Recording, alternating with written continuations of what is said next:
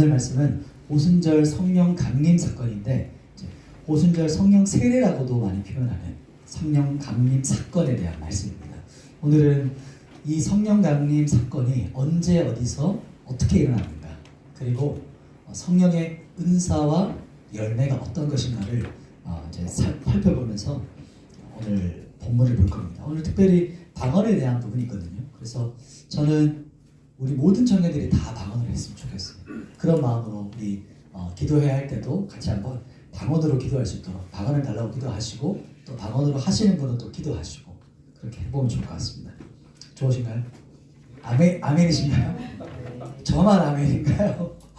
아닐 거라 믿습니다. 자, 오늘 본론으로 바로 들어볼게요. 오늘 말씀에 이제 오순절 성령 강림 사건을 모르는 분이 있을 수 있습니다. 거의 없는데 있을 수는 있어요. 오순절 성령 강림 사건은 이제 우리 교회사에서 가장 중요한 첫 교회가 시작되어지는, 태동되어지는 사건이거든요. 그래서 교회의 모습을 지금도 건강한 교회라고 하면 딱 첫 번째 교회를 말해요. 이 오순절 성령 강림 때 그 교회가 가장 건강하고 충만한 교회다라고 보거든요. 그래서 그 교회가 어떤 모습인가를 우리가 사도행전을 통해서 하나씩 살펴보면서 우리에게 받아들이고 적용하고 우리가 기도하는 겁니다. 오늘 본문 한번 볼게요. 1절 말씀입니다. 1절 같이 한번 1절 읽어볼까요? 1절 시작. 오순절 날이 이미 이름에 그들이 다 같이 한 곳에 모였더니, 먼저 오순절이란 말을 계속했는데 오순절 성령 강림은 언제 일어났을까요? 답이 내 앞에 있죠. 오순절입니다. 오순절은 우리가 익숙하지 않은 단어긴 하지만 오순절은 어떤 뜻이냐면 50일째 된다는 말이에요. 50일. 오순. 앞에 글자는 진짜 오자고요. 순은 10을 말하는 순입니다. 그래서 또 다른 성경에서는 뭐라고 말하냐면 77절이라고 말해요. 이것도 숫자예요. 77. 진짜 7이에요. 그래서 7 곱하기 7. 49죠. 그래서 그 다음 날 50째 되는 날. 뭐냐면 6월절로부터 안식일이 7번 후 그 다음 날을 말하는 게 오순절이에요. 그래서 이 날을 여러 가지 이름이 있어요. 오순절, 77절, 맥추절 또 있어요. 내일 여러 가지 이름들이 많습니다. 그래서 똑같은 날인데 이렇게 표현을 다르게 한다. 맥추절은 이제 우리가 첫 보리를 이제 추수하는 날, 첫 이삭, 첫 열매를 뜻을 하고 있어요. 자, 그러면 왜 2장 1절 처음으로 들어갈 때 오순절 사건을 말할 때, 성령 강림의 사건을 말할 때 왜 첫 단어가 오순절로 시작할까? 오순절이라는 정확한 날을 명칭하잖아요. 그 이유가 뭘까요? 오순절에 뭔가 있었다는 거죠. 예전에, 그러니까 구약 때 오순절에 어떤 사건이 있었다는 거예요. 그리고 신약에서 그 날을 다시 한번 말하는 이유는 구약에 있었던 것이 신약에서 어떻게 됐다는 걸까요? 어떻게 됐다는 걸까요? 그렇죠. 성취된 거예요. 반복이기도 하지만 이 날이 온전하게 성취된 날이 바로 신약에서 일어났다. 그 성취를 이루신 분이 누굴까요? 예수 그리스도시죠. 예수님께서 십자가에 죽으시고 부활하시고 승천하실 때 하셨던 말씀이 있어요. 또 다른 보혜사를 보내주실 것이다. 또 다른 보혜사. 예수님이 보혜사인데 우리와 함께 하시는 분. 내가 하늘로 올라가는 것이 너에게 더욱더 유익하니라. 왜냐하면 예수님은 우리처럼 이렇게 한 존재였거든요. 한 인격체였어요. 그러나 그분이 올라가셔서 다른 분이 내려오시는 그분은 우리 한 사람 옆에 있는, 물리적으로 공간적으로 내 옆에 있는, 여기 있으면 저쪽에 없는 그런 존재가 아니고 우리 모든 사람들, 지금 여기 앉아있는 예수님을 영접한, 예수님을 모시고 있는 모든 사람 안에 거할 수 있는 분이 바로 성령 하나님이세요. 그분이 오순절에 임하신 사건이거든요. 그래서 이 날에 구약이 있었던 일이 뭐냐면, 구약에는 시내산 아세요? 모세와 이스라엘 백성들이 토라를 받은 날. 토라는 10계명이고 말씀이거든요. 그래서 율법을 받은 그 토라가 하늘로부터 내려온 날이 오순절이에요. 그래서 6월절을 하고 나서 77일, 7 곱하기 7, 77절, 49일 다음 날 50일째 되는 날 시내산에서 모세가 토라를 받아요. 10계명을. 그날이 바로 이 오순절입니다.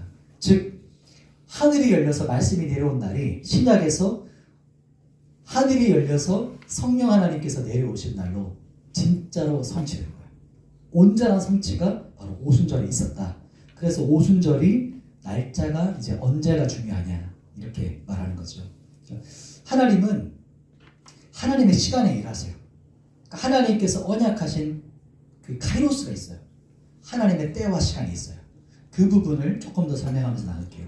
그러면 이제는 오순절이 어디서 일어났는가?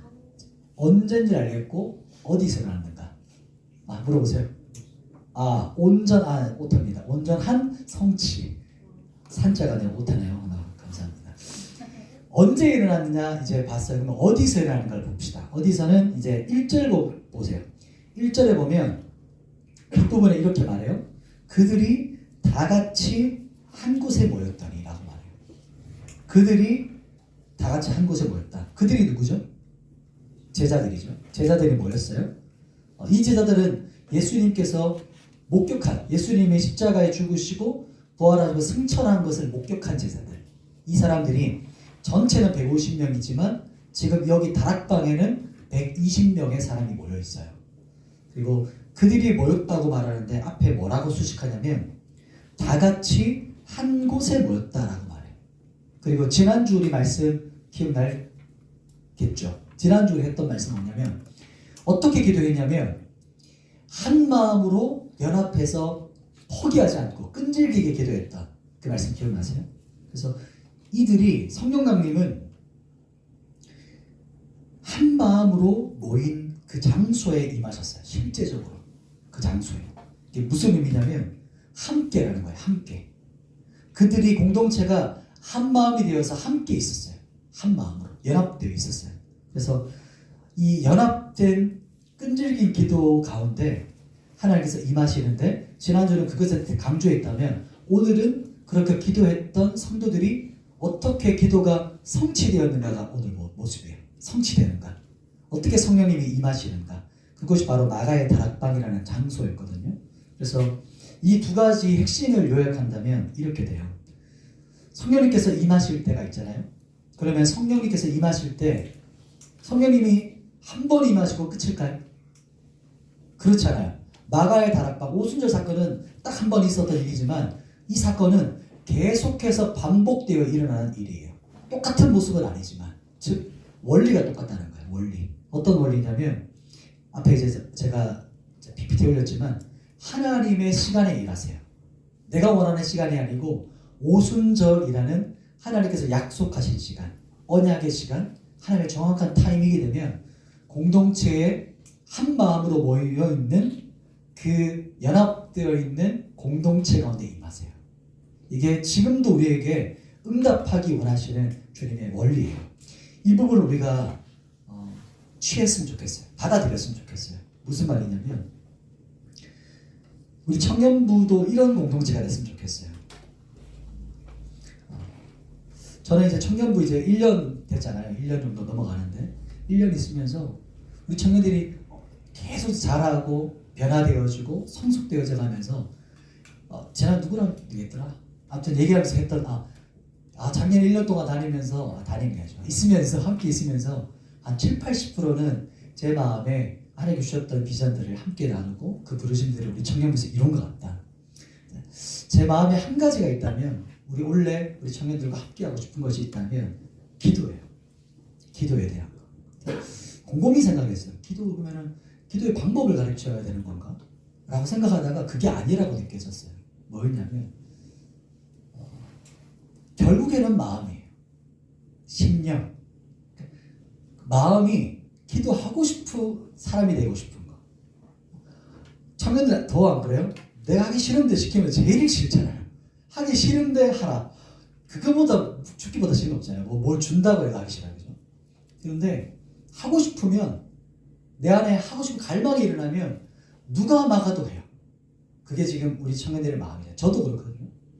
내가 하고 싶은 갈망이 일어나. 내가 정말 간절히 원해요. 그러면 어떤 상황이나 환경을 뛰어넘어요.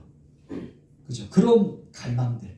제 마음에 소원하는 마음이 우리 청년부 안에 나누고자 하는 것은 방법도 맞겠지만 방법이 있어야 또 이제 점점 개발되어지니까 방법도 있겠지만 그 중심이겠다. 기도하고 싶어하는 갈망. 하나님과 더 가까워지고자 하는 그 갈급함 있잖아요. 그리고 기도를 통해서 경험하는 거예요. 내 심령이 시원해지는 거. 그리고 기도를 통해서 제가 말하는 기도는 또 여러 가지가 있겠지만 저는 또 간절한 기도를 원하거든요. 부르짖는 기도를 통해서 20대 후반 때 저는 그때 처음으로 부르짖는 기도를 했어요. 27살 때 소리를 바깥으로 내어서 주여라는 걸 그때 스스로 수련해서 시킨 게 아니고 내 스스로 김전철 때 주여 이렇게 하는 걸 하고 싶어서 그때부터 하면서 기도 생활이 그전에는 5분 10분을 넘기지 못했거든요. 근데 그 순간부터 15분 30분 이렇게 늘어나기 시작했어요. 그리고 그렇게 부르짖다 보니까 어느 순간 방언이 열린 거예요. 그러면서 이제 30분에서 1시간까지도 이제 열리기 시작한 거예요. 왜냐하면 우리가 기도할 때 내가 하는 말로 문장으로 막 기도하는 게 한계가 있어요. 그게 제가 볼 때 15분이 거의 한 데드라인이에요. 15분 하고 나면 할 말이 별로 없어요. 그렇기 때문에 그때부터는 방언으로 내 영을 깨워서 기도하기 좋아요. 오늘 이 방언에 대한 주제가 나와서 먼저 지금 잠깐 얘기한다면 방언은 특별한 사람이 하는 게 방언이 아니에요. 예수님이 마음에 계신 분은 누구나 할 수 있어요. 왜냐하면 성령이 인도하시는 기도이기 때문이에요. 이 방언은 공동체 가운데서 유익하기 위해서는 이제 방언의 해석이 필요하지만 개인의 영성이 위해서는 혹 방언이 해석이 안 되어도 계속 방언으로 기도하세요. 그러면 이게 충전기랑 마찬가지예요. 주유랑 마찬가지예요. 주유. 내가 뭔가 소진되었어요. 뭔가 메말라요. 그럴 때 방언으로 계속 깨워서 기도하세요. 소리 크게 내어도 되고 작게 내어도 되고 때로는 소리를 못 낼 때는 작게 속으로 방언으로 해도 돼요. 그렇게 설거지 하셔도 되고 개인적인 일을 해도 되고 프린터를 해야 되는데 뭐 복사했는데 한 권 전체를 복사해야 된다. 그러면 그 시간에 방언하면서 복사하면 되는 거예요. 그러다 반복적인 일이 돼요. 그렇게 하면서 우리의 영이 채워지는 걸 느낄 거예요. 이걸 해본 사람 해봐야 느낄 수 있어요. 그래서 제가 추천하고 싶고 또 제가 그랬거든요. 20대 중반에 한번 받았다가 이상해서 안 했어요. 한 2, 3년을 묵혀놨어요. 방언이 너무 이상한 거야. 저도 이제 MBTI로 보면 T거든요. 그래서 이거 좀 이상한데? 그래서 하면서도 이상해가지고 어느 순간 안 하기 시작했는데 그런데 하고 나서 훨씬 더 풍성한 걸 경험하기 시작했어요. 방언의 여기까지. 자, 그 다음 각을 넘어가십시다. 두 번째 대지로 좀 이따 우리 기도할 때 방언을 한번 기도해 봅시다. 그래서 방언 안 해봤지만 제가 방언 기도 합시다 하면은 하시면 돼요. 그러면 돼요. 제가 그렇게 시작했어요. 사역자분이 그렇게 도전하셨을 때 그렇게 하니까 또 지난 우리 청년한테도 그렇게 하자니까 갑자기 두세 명이 하기 시작했어요. 그래서 예배 마치고 와서 저 오늘 시작했어요. 이렇게 여러분도 가능합니다. 자, 바로 넘어가겠습니다. 2절과 3절인데요. 오늘 본문에 2절과 3절 말씀을 2절 말씀을 같이 한번 읽어보십시다. 2절, 2, 3절 시작. 호련히 하늘로부터 급하고 강한 바람 같은 소리가 있어 그들이 앉은 온 집에 가득하며 마치 불의 혀처럼 갈라지는 것들이 그들에게 보여 각 사람 위에 하나씩 임하여 있더니 아멘. 두 번째 보면 성령 강림이 일어난 것 우리가 언제 어디서 봤죠? 그러면 어떤 모습인가요? 어떤 모습인가? 이제 그림으로 이렇게 좀 표현한 분이 저런 그림인데 그래도 여러 그림들보다는 조금 와닿았던 것 같아요. 저 그림이 이렇게 먼저는요 어떻게 임하셨냐면 공동체 전체에 임하셨어요. 그 곳에 임하셨잖아요. 그죠? 그래서 120명 정도가 모여있는 그 현장에 성령께서 임하셨는데 호련히 갑자기 임했어요. 이렇게 막 우리가 전체를 기도하고 있었겠죠. 그 성도분들이 기도할 때 그 당시는 아마 방언이 없었을 거예요. 기도하는데 갑자기 바람이 불어왔어요. 급하고 강한 바람이라고 하거든요. 그러니까 강력한 바람인 거죠. 강력한 바람이 불어닥쳐서 그곳을 이제 운행하기 시작하셨어요. 그러면서 함께 표현하는 게 불이거든요. 강력한 바람이 불면서 불이 임하셨는데 그 불은 또 특별하게 각 한 사람 머리 위에 임하셨어요. 그게 참 신기하죠. 사람들이 어떤 볼 수 있는 가시적인 형태로 나타났다는 거예요. 그게 불이라고는 이제 표현했지만 불인 건 아니고 불 같은 모습인 거예요. 비유인 거예요. 비유. 그래서 바람 같고 불 같고 이렇게 임하셨어요. 오순절에. 이것은 성령의 바람 많이 들어보셨죠?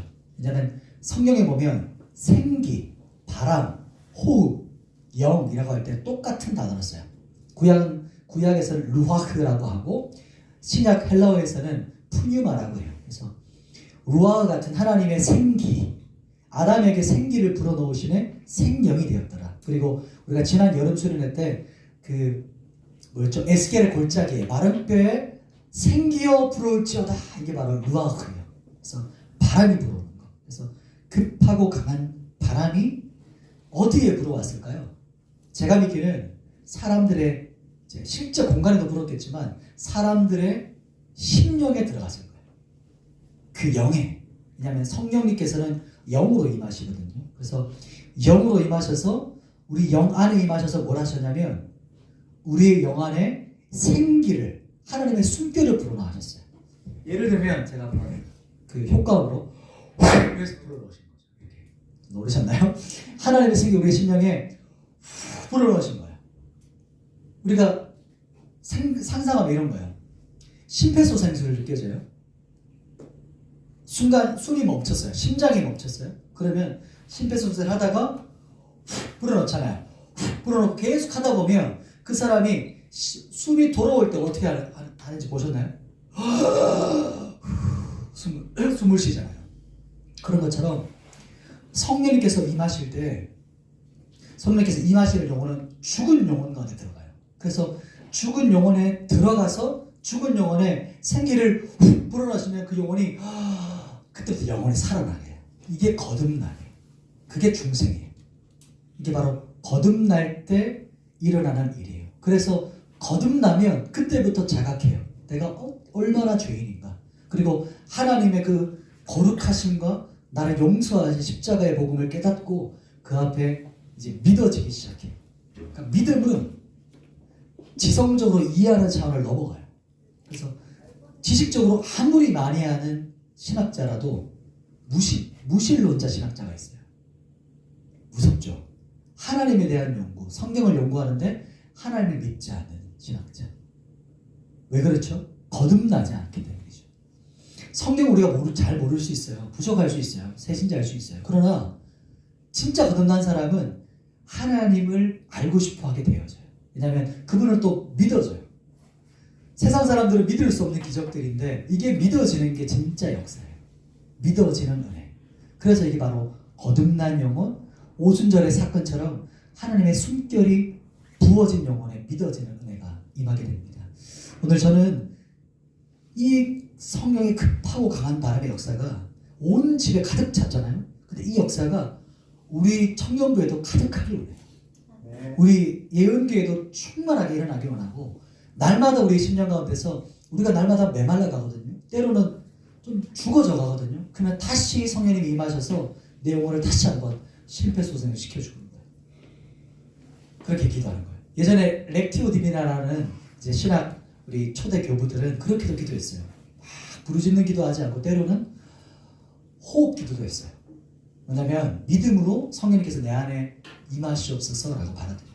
좀 무서울 수 있는데 아무튼 그렇게도 아주 다양한 기도들이 있어요. 자, 두 번째는 어떻게 또 역사하시냐면 각 사람 위에 임하셨다 했죠. 처음에는 공동체 전체에 임하셨다가 그 다음에는 누구에게까지 임하셨을까요? 각 사람 한 사람 한 사람에게 임하세요. 저는 이것을 또 갈망해요. 지금 각 사람 위에 불의 혀처럼 임하셨어요. 불의 혀처럼. 불인데 그것을 이제 이 성경을 썼던 이 저자가 불의 혀 같은 모습이었다 이렇게 말해요. 불이 뭔가 갈라지는 모습이다. 또 비유적으로 말할 때 혀라는 표현을 써서 이제 언어에 대한 변화를 말하거든요. 오늘 이 부분은 좀 나누지 못하고 이 뒷부분에만 좀 포커스를 맞출게요. 뭐냐면 불로 임하시는 거. 성령의 강림에서는 또 특징이 뭐냐면 불입니다. 불. 불의 특징이 뭐죠? 그렇죠. 소각시키는 거예요. 소멸시키는 거예요.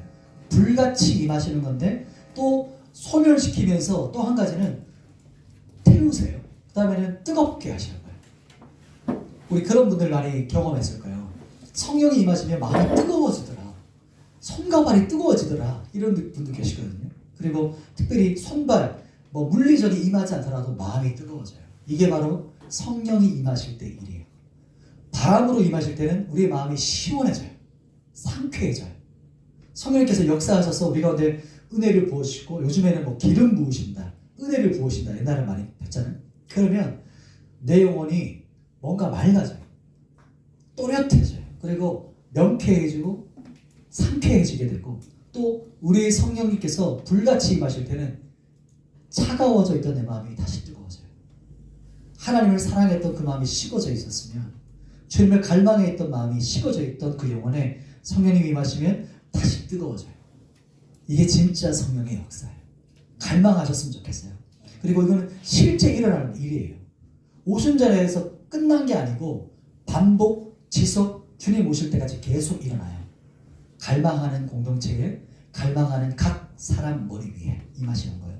그래서 우리 마음에 성령 하나님께서 임하시고 이것을 은혜를 부어주시기를 우리 개인적으로도 기도했으면 좋겠고 또 한 가지 제가 부탁하고 싶은 게 있어요. 저는 우리 청년부가 특별히 리더들이겠죠. 그 리더들이 전체를 이끌어가는 리더십에서 이것을 먼저 간절히 기도했으면 좋겠어요. 우리 공동체에 먼저 임한다고 했잖아요. 그런 걸 느껴본 적이 있으실 거예요. 그냥 예배를 시작하기도 전에 공간에 들어가는 것만으로도 하나님의 뭐지 여기? 하나님의 은혜가 있구나 라는 걸 경험해 본 적이 있으세요? 그런 게 있어요. 또 공간적인 하나님의 임재가 있거든요. 그래서 그것을 기도하세요. 하나님, 우리 청년부가 문을 열고 들어오기도 전부터 하나님의 임재가 부어지는 공동체가 되게 달라요.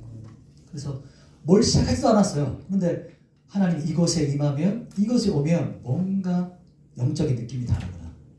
그러니까 그런 것들을 제일 잘 캐치하는 사람이 아이러니하게도 무당들이에요.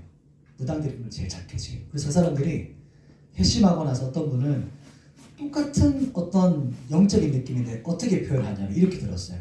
자기들이 부처에서 이렇게 하면 접신하잖아요. 귀신이 올 때는 차갑고 날카롭게 온대요. 서늘하네요, 마음이.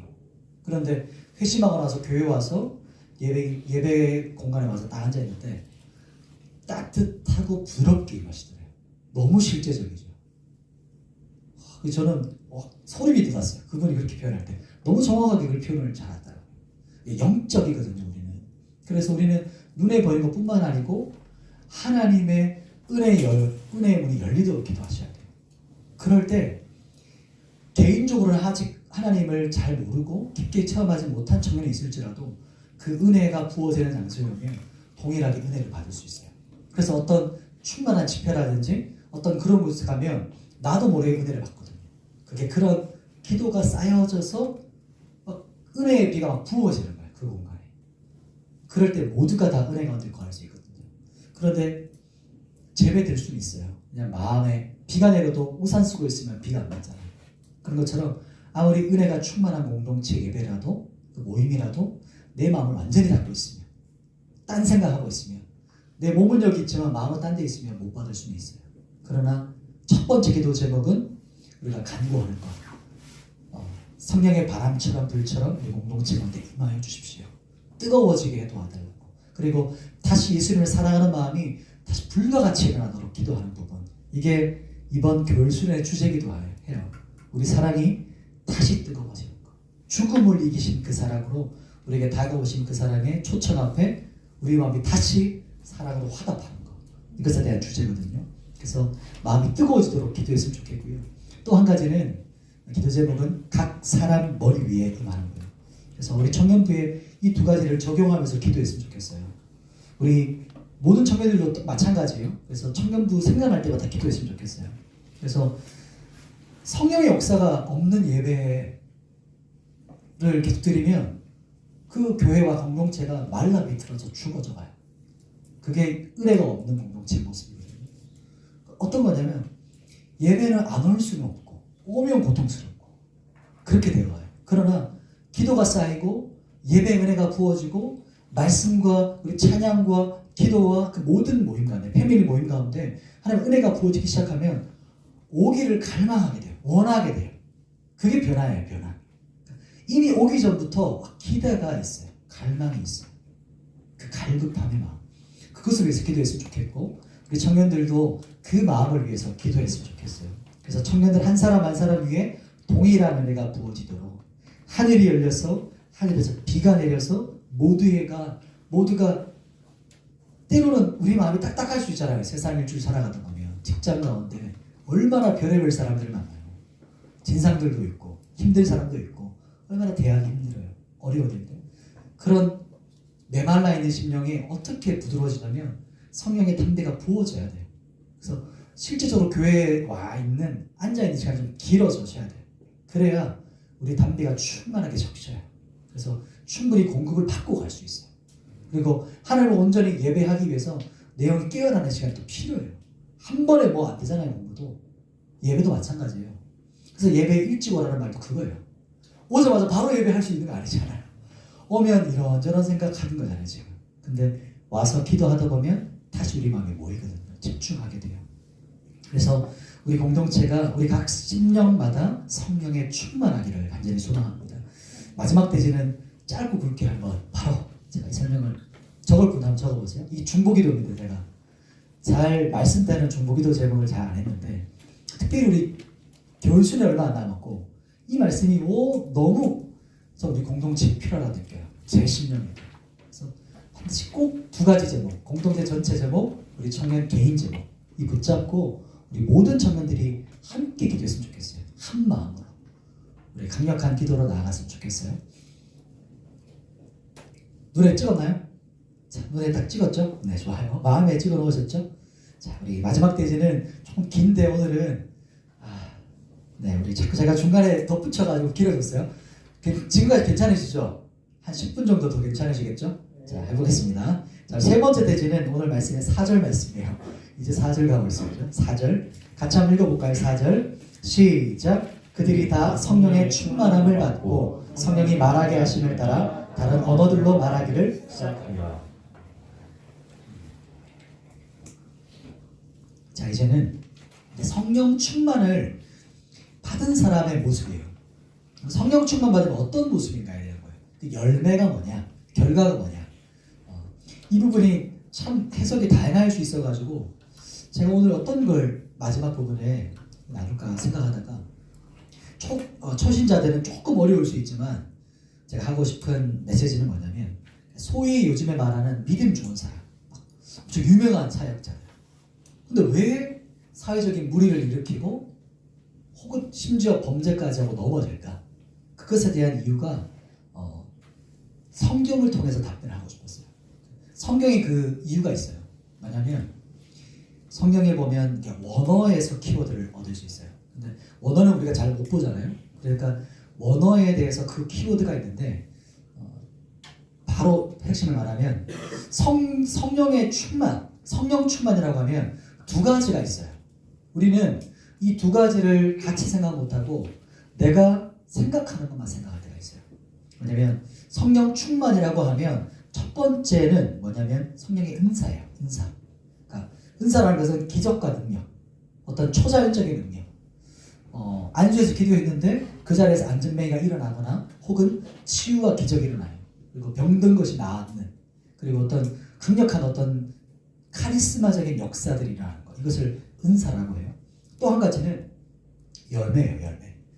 갈라디아서 5장, 6장인가요? 6장에 5장에 보면 6장 아니네요. 5장이네요. 5장에 그 성령의 열매가 나와요. 그죠? 그 열매처럼 왜냐면 하나님의 다루심을 받은 사람이 맺는 성품이에요. 성품. 그 사람 됨됨이. 이것은 하나님의 은혜를 통해서 맺어지는 열매. 이 열매들이 있어요. 근데 이 두 가지가 있는데 우리는 어느 한쪽을 추구하는 성향이 있어요. 이 보면 성령의 은사파가 있고 열매파가 있어요. 이게 교단별로도 특징이 나눠져요. 우리 장로교는 둘 중에 뭐가 좀 더 가까울까요? 그쵸? 이 열매 쪽 느낌이 드세요? 근데 오순절 이쪽은 어딜까요? 은사 쪽이겠죠. 그러면 오순절은 나쁘고 장로교만 좋을 건가요? 아니겠죠. 맞아요. 왜냐하면 교단마다 하나님이 주신 은혜가 있어요. 그 무슨 말이냐면 무지개가 있잖아요. 그 무지개가 무지개 되려면 빨간색만 있으면 되나요? 안 되죠.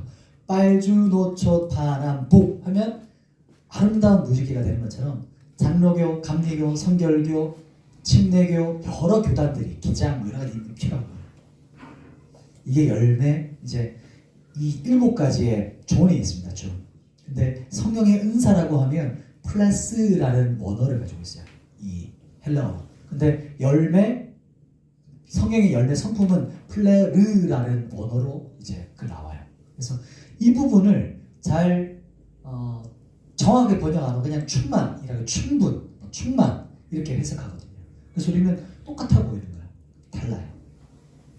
뭐가 다른 거냐면 이제 다 보여주고 바로 핵심만 얘기하십시다. 성령의 은사는 일시적이에요. 기적은 즉각적이잖아요. 즉각적이고 일시적이고 그렇게 능력이 나타나요. 은사, 그러니까 기프트, 하나님의 은사, 선물이에요. 그러나 열매는 지속적이에요. 그 사람의 성품, 선한 성품, 그 사람이 가지고 있는 사랑, 이 인내, 그죠? 그리고 내적 충만이에요. 내적 충만. 내 내면이 충만되어지는 거예요. 그러면 은사는 외적인 충만이에요. 외적으로 나타나는 은사예요. 외적인 기적의 능력이 나타나는 거예요. 그래서 이 둘 중에 한 가지만 필요할까요? 둘 다 필요할까요? 두 개 다 필요해요. 맞아요. 제가 이제 하고 싶은 핵심이 이거야. 우리 공동체에 특히 우리 청년들에게 두 가지 모두가 필요해요. 나는 성품만 추구하는 사람이다. 그러면 은사를 갈망하셔야 돼요. 하나님의 기적을 갈망하셔야 돼요. 능력을 갈망하셔야 돼요. 그러면 나는 기적파다, 은사파다. 그럼 이 사람 뭘 갈망해야 돼요? 열매를 갈망하셔야 돼요. 성품. 이 두 가지가 균형 잡혀서 함께 자라가야 돼요. 예를 들면 우리가 뛰는 거 있잖아요. 뛰는 거. 조깅해요. 그래서 깽벌로 뛰어요. 뛸 수 있죠. 그럼 계속 뛰다 보면 어떻게 될까요? 뭐 이쪽 다리만 근육이 발달되나? 병나겠죠. 쓰러지거나 너무 힘들겠지. 그러나 조깅할 때 두 발로 뛰면 어떻게 돼요? 뛰면서 막 운동의 쾌감도 느끼고 막 건강해지고, 맞죠? 그렇게 돼요. 성령의 은사와 열매는 마찬가지예요. 이 두 가지가 함께 자라갈 때 그 사람이 그리스도의 장성한 분량의 사람으로 자라가게 돼요. 그게 충만한 그리스도인이에요. 그런데 우리는 장로교에 속해 있기 때문에 우리 메시지라든지 어떤 강조점이 열매 쪽이거든요. 그렇기 때문에 우리가 바라봐야 될, 이번에 우리 사도행전이잖아요. 얼마나 좋아요. 기적의 역사거든요. 그냥 성령의 능력이 어떻게 나타나는가를 볼 수 있기 때문에 이 부분을 우리 청년들이 갈망했으면 좋겠어요. 그래서 기적이 있는 사람, 은사가 나타나는 사람을 터부자하지 말고, 혹은 또 반대로 열매를 터부자하지 말고 두 개 다 강조해서 갈망했으면 좋겠어요. 우리 청년부 안에서 자신 한번 돌아보시는 거예요. 나는 뭐가 더 충만하지? 나는 뭘 더 추구하는 스타일이지? 성령의 은사 쪽인가? 아니면 나는 성령의 열매 쪽인가? 두 가지 같이 있어야 되잖아요. 열매가 부족하면 내가 복음의 방해꾼이 돼. 야, 너 같은 애가 무슨 교회 다니냐? 열매가 없어. 그럼 또 반대로 은사가 없어, 능력이 없어. 그러면 아픈 사람 위해서 기도해줘야 되는데 똑같아요. 그래. 계속 위로만 해줄 수는 없잖아요. 그리고 그 친구가 고민할 때 성령이 주시는 지혜를 가지고 말해주고, 때로는 기도해주면서 예언도 해주고, 그렇게 축복하면서 기도의 능력들이 나타나고, 치유의 기적이 나타나고, 이렇게 저 발바닥이 나왔거든요. 턱이 나왔거든요. 이런 어떤 능력 경험한 것이 여러분에게 있어야 돼요. 기적을 경험한 일이 있을 때 훨씬 더 복음이 효과적으로 전파되어져요. 이 두 가지가 같이 필요하다는 거죠. 그래서 어느 한 가지만을 선호하지 않고, 무시하지 않고, 가볍게 여기지 않는 태도가 이 그리스도인의 균형 잡힌 모습이에요. 편협하지 않은 자세예요. 말씀을 정리하겠습니다. 진짜 10분 만에 마무리했어요. 자, 이 모습도 참 와닿았어요. 옛날 그림이더라고요. 이렇게 성령의 오순절 사건. 자, 첫 번째는 오순절 성령 세례, 언제? 하나님의 카이로스, 그리고 하나님의 갈망하는 공동체, 그리고 함께 있는 공동체, 한 마음이 된 공동체 임하세요. 그리고 성령 강림은 어떻게 임하셨나? 급하고 강력한 바람처럼, 불과같이 바람같이. 그것은 공동체에도 임하시지만 개인에게도 임하신다. 이것을 기억하시고요. 마지막 세 번째는 성령 충만을 받은 사람의 모습이죠. 열매이기도 하고 은사이기도 해요. 은사란 말이 좀 맞았네요. 은사와 열매죠. 은사와 능력이 나타나고, 그리고 성령의 열매와 성품이 충만한 것. 이게 진짜 성령 충만의 모습이에요. 이 두 가지를 우리 공동체가 갈망했으면 좋겠습니다. 함께 찬양하면서 기도했으면 좋겠어요.